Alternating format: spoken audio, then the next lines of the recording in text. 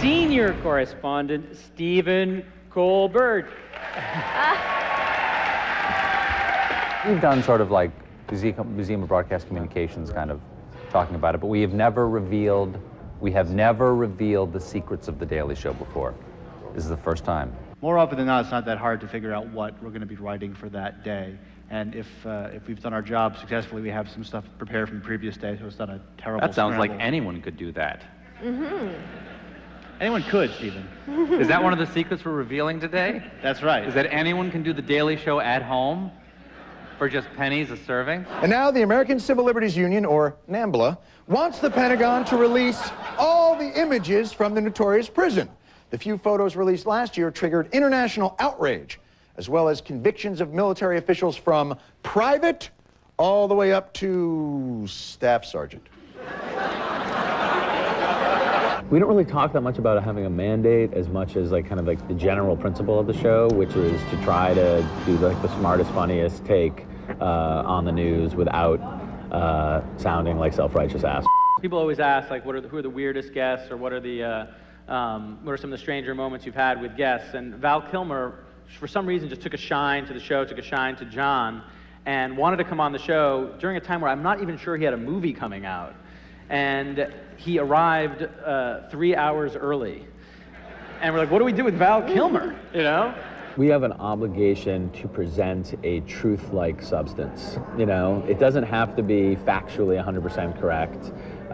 There's no, mandate or interest on any level in getting everything right.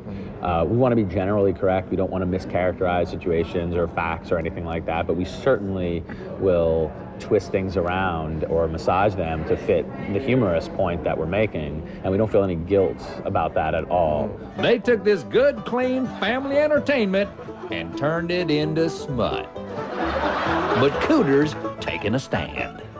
I'm calling for a boycott of the movement. I certainly hope no one ever takes what we do seriously. People mistake us for press sometimes because I wear a suit and a tie, and I have press credentials hanging around my neck, but we're comedians. And so the oddest thing is people have called me up to give me tips for real news stories, like, you guys have got to investigate this. And I'll just say, stop, don't even tell me anything about this story. I don't want to know anything about it. I will tell a grand jury what you're telling me in a second. I am not going to the slammer for this. Call Brian Williams at NBC, he's very good.